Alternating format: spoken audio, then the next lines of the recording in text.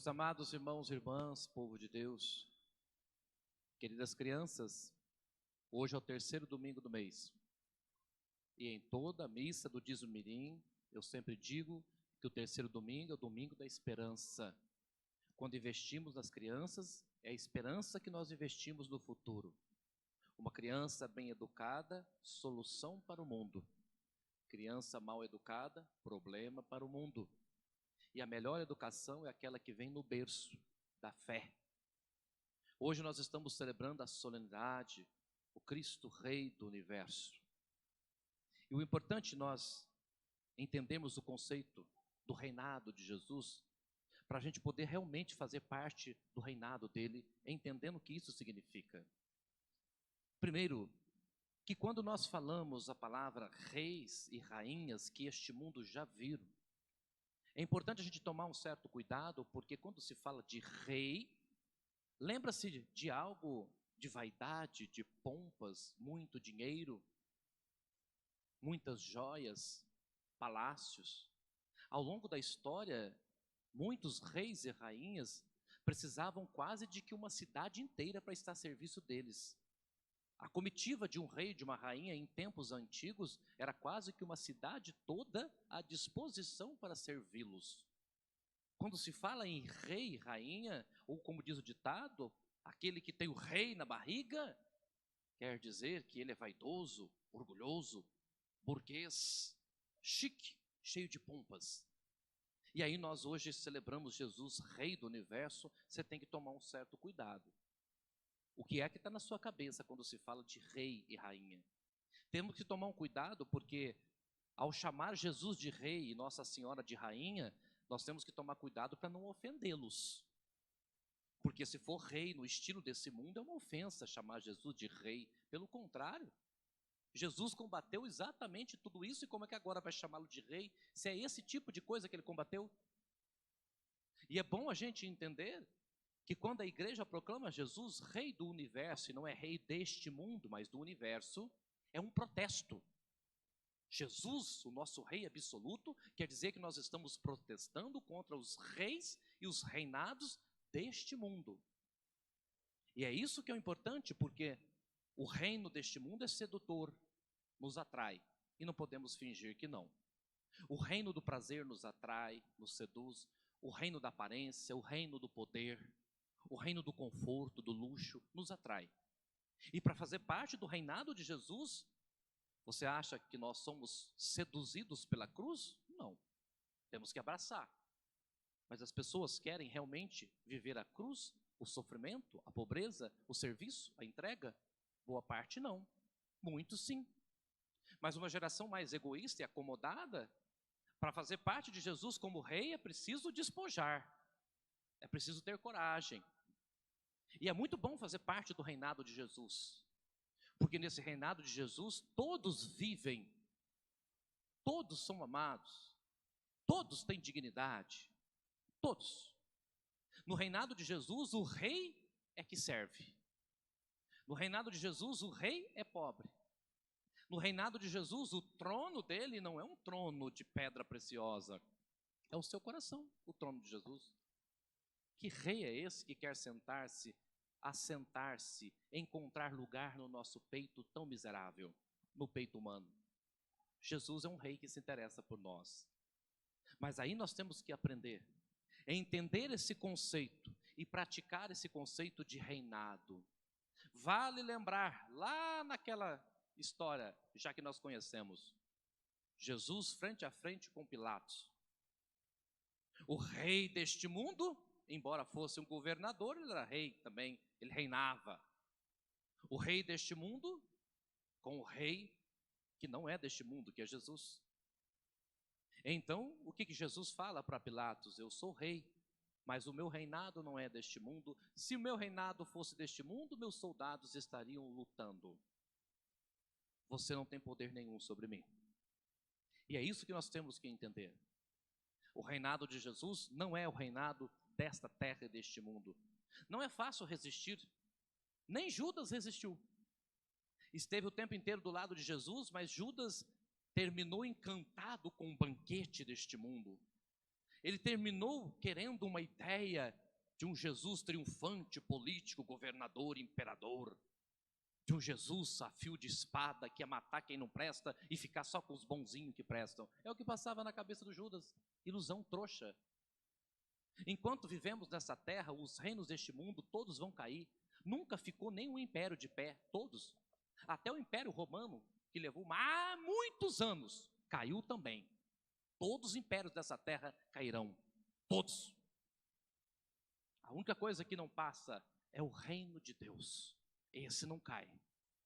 Mesmo porque não é dessa terra. Ele começa aqui, mas não pertence aqui. Ilusão. Mas Judas, na sua ilusão, ficou decepcionado com Jesus, porque Jesus não ofereceu o que ele queria. E aí nós temos que tomar cuidado também. Porque para fazer parte do reinado de Jesus, nós temos que amar o que Jesus amou.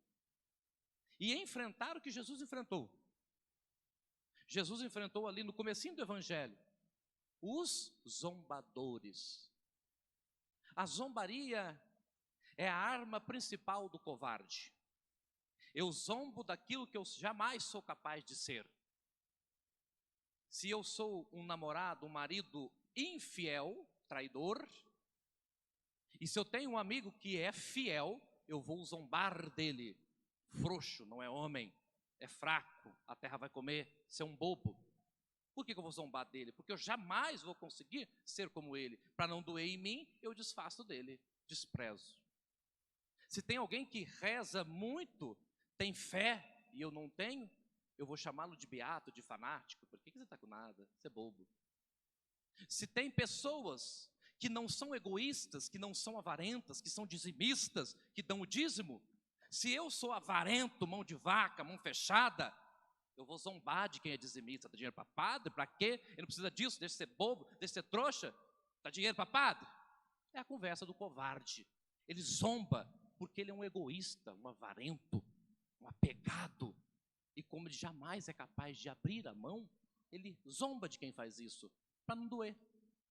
Mas a zombaria é um recurso do covarde. A zombaria é a última arma no desespero, zombar daquilo que você não é capaz. Por que eles zombavam de Jesus? Porque os soldados bonitões, de lança na mão, aí é machão mesmo, com a lança na mão, fincando em Jesus, ferindo Jesus, armados até os dentes. Jesus desarmado, é muito mais forte do que o exército inteiro de Roma. Fez o império inteiro tremer, com o exército e tudo, com os braços abertos. Jesus fez o império inteiro tremer, trincou no meio, contra uma legião inteira.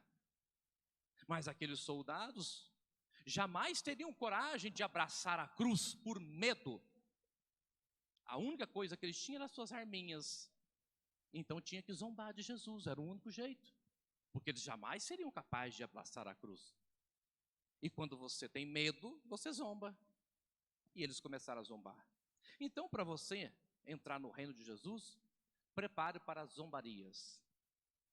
Haverá muitas zombarias. Vão zombar de você. Espere. Agora, existe um outro grupo. O grupo daqueles que deram vinagre para Jesus. Como se não bastasse tudo que Jesus está passando, você ainda vai dar vinagre. E na Bíblia, vinagre significa ódio. Ódio gratuito. Ódio sobrando. Não bastava eles ter feito o que fez com Jesus, eles tinham raiva de Jesus. Eles estavam incomodados com a liberdade de Jesus. É o que eu disse, as pessoas livres incomodam. Eles estavam com raiva, eles davam vinagre para ver se Jesus ainda sentia um gosto ruim. Mas a única maneira que Jesus tinha, ele devolvia o amor. Ele desarmava o ódio com amor. Não porque eles eram bonzinhos e coitadinhos. Quando Jesus diz, Pai, perdoa, eles não sabem o que fazem. Na verdade, eles eram um bando de capeta. E estavam ali zombando, ferindo e agredindo, e rindo e dando gargalhada. Mas Jesus não fez isso, passando a mão na cabeça deles. Jesus fez isso porque não é igual a eles, porque o reino dele não é deste mundo, não é igual ao reino deles. Por isso Jesus perdoa. No reino deles não tem perdão, no reino de Jesus tem.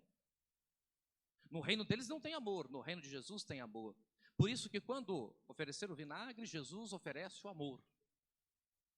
Jesus morreu de pé, mas não viveu de joelho, não negociou com Pilatos.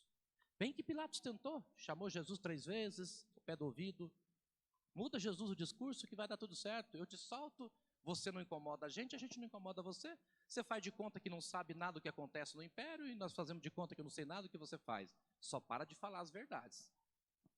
Jesus não aceitou. É assim que tem que ser, cada coisa no seu lugar. A igreja, Jesus o seu caminho e o Estado. Pilatos segue com seu império. As coisas não se misturam. As coisas não se misturam. Nada de dever favor. Então, Jesus não negociou. Preferiu se entregar. Preferiu deixar o que o Pai queria. E aí, ele então oferece amor. Mas existe um outro grupo de pessoas que você vai enfrentar. O próprio grupo do Pilatos.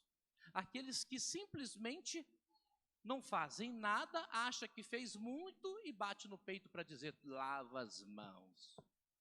Nem fez a metade do que podia fazer, já está lavando as mãos. E acha que fez muito. Sempre vai ter um grupo daqueles que lavam as mãos. Ah, se Jesus fosse lavar as mãos para nós estávamos no inferno, fritando. Mas ele não lavou as mãos, ele lutou até o fim. Ele não cedeu. Não deixou de me amar e de amar. Então sempre haverá o grupo daqueles que lavam as mãos. E haverá também o grupo daquele ladrão, malfeitor, orgulhoso. Interessante, tem gente que não dá o braço a torcer. Fere os outros e não sabe pedir perdão. Machuca e não sabe reconhecer que errou. Morre, mas não entrega. Arrogância. Aquele ladrão, aquele malfeitor, orgulhoso, zombou de Jesus. Quanto veneno! Mas não foi capaz de reconhecer que errou. Vai ter gente assim na sua vida, cuidado, não se deixe envenenar. Mas vai ter também o outro lado da história. Aquele que a igreja chama de bom ladrão. Mas nem sabe exatamente se ele era ladrão. Diz que ele é malfeitor, fazia maldade. Mas chama-se de bom ladrão. Na verdade, quando ele ficou bom, ele deixou de ser ladrão. Mesmo porque já era o momento final da vida dele. Agora, não é qualquer coisa que aconteceu ali, não. Aquela conversa entre Jesus e aquele bom ladrão, não. O bom ladrão, ele fez uma profissão de fé. Ele sacudiu a alma dele e deu lição em muita gente. E sabe o que é interessante? É duro dizer isso, mas é verdade. Jesus na cruz não estava bonito. Jesus foi flagelado, torturado vivo, levou chicotadas, sangrou, estava mutilado. Eles mutilaram Jesus. Jesus estava como um verme. É muito fácil chamar Jesus de rei. Muitos chamaram. Nós chamamos, porque hoje é fácil, faz 2000 anos, a gente conhece a história, sabe da história, sabe que Jesus ressuscitou, sabe do poder dele, aí a gente, é fácil, é até mais fácil a gente achar que ele é rei, e declará-lo rei, porque é. Mas naquele tempo também, alguns, quando Jesus tinha poder, quando Jesus multiplicava pão, todo mundo dizia, rei, fácil. Quando Jesus ressuscitava defunto, Lázaro vem para fora, rei. Quando Jesus fazia o cego enxergar, rei. Quando Jesus fazia o mudo falar, rei. Poder, não é? Mas quando ele estava numa cruz, como um verme, sem poder nenhum, tratado como bandido, o ladrão chamou ele de rei. Ali ninguém quis chamá-lo de rei, porque não tinha poder nenhum. E um ladrão viu o que um sacerdote não viu. Porque lembra, quem entregou Jesus foi Caifás, o chefe, um sacerdote, ou pelo menos um homem religioso. O ladrão viu o que muita gente não vê. Por isso que o ladrão foi salvo. Porque naquele momento o coração dele se abriu. E ainda hoje estarás comigo no paraíso. O último assalto daquele ladrão valeu a pena. Porque dessa vez o ladrão não usou revólver para assaltar, usou humildade, usou amor, arrependimento, usou humildade. Dessa vez aquele ladrão não usou revólver, ele usou a vontade de ser salvo E a paixão por aquele homem amoroso que estava morrendo na cruz, se contorcendo, sem ter ódio. O ladrão desarmou-se e assaltou o coração de Jesus. E Jesus prontamente o deu. Ainda hoje estarás comigo no paraíso. Que a sorte do bom ladrão seja nossa sorte. Que a sorte daquele homem seja nossa. Nós também queremos o paraíso. Nós temos sede de paz, sede de Deus. Mas que a gente tenha coragem de fazer a escolha certa. Amar como Jesus amou. Viver como Jesus viveu. E morrer por aquilo que ele morreu.